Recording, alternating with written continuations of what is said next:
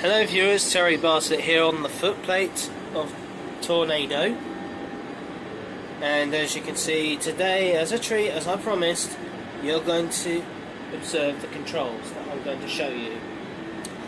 First thing, the most important control of all is this, the regulator.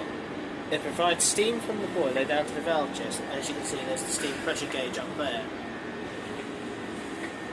The valves are controlled by this little gadget here, which is called the reverser.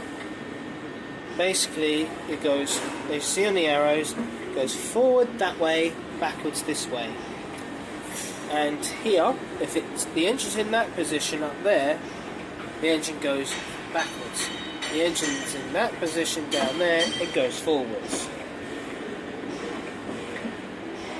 When the engine is working hard, especially on a steep graded bank, the fireman keeps a good, sufficient fire, provided by the coal here, as you can't see at the moment. And he needs to keep the tender well filled with water, as it says here. This is the water gauge. It goes all the way up to 6,220 gallons of water. 6,220 gallons of water. That's about right.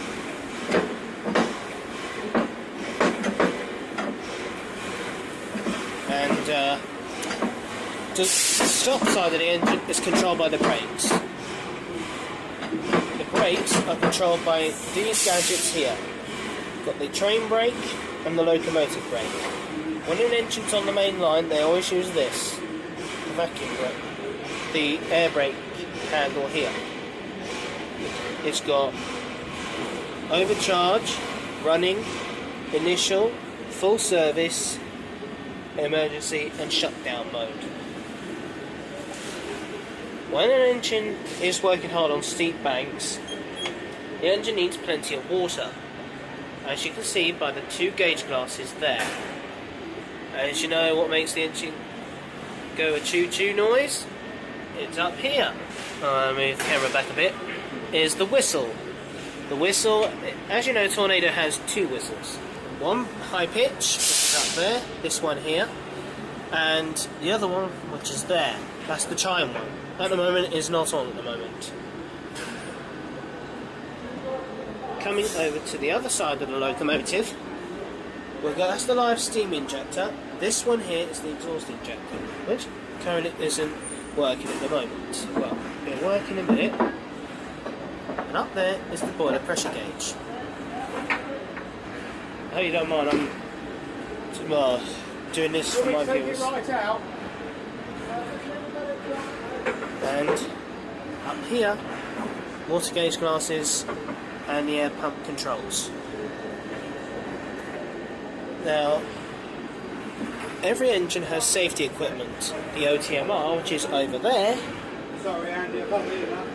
over here, and the TPWS, which is here. When you hear the klaxon, you have to do that.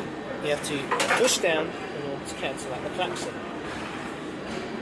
When you hear the bell, the bell indicates the signal will be green. If it signals yellow, it has to sound the klaxon. And you get a yellow sunflower, but when it sounds the bell, it goes blank. And currently, this engine's the most unique advanced steam locomotive ever built. But now you're wondering, where does the air come from for the air brakes? Now, I'll tell you, it's on these two air compressors here. There's two air compressors, one at the rear and one at the front, to now control the brakes of the train and locomotive. This engine can carry air brake stock as well as vacuum brake stock.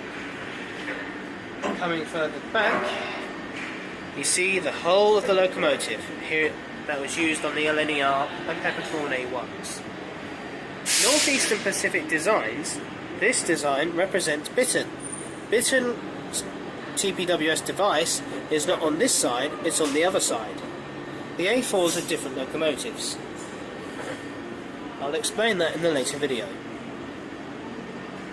At the moment, I just want you to enjoy the action and drama of Tornado. And in a bit, hopefully later, I'll film myself shoveling coal to show you some firing methods on how a locomotive is fired on the main line.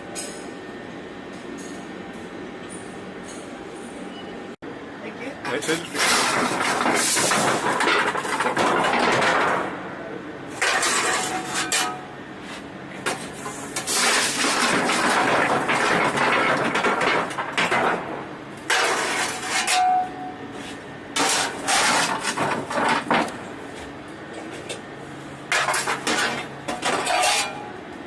Basically, a shovel hole on the main line between stations.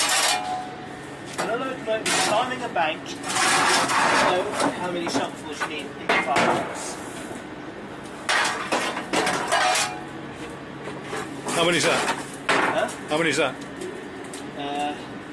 How many shovels going up the bank? How many shovelfuls have you just done? They are just done 3 on each. That's 6 then.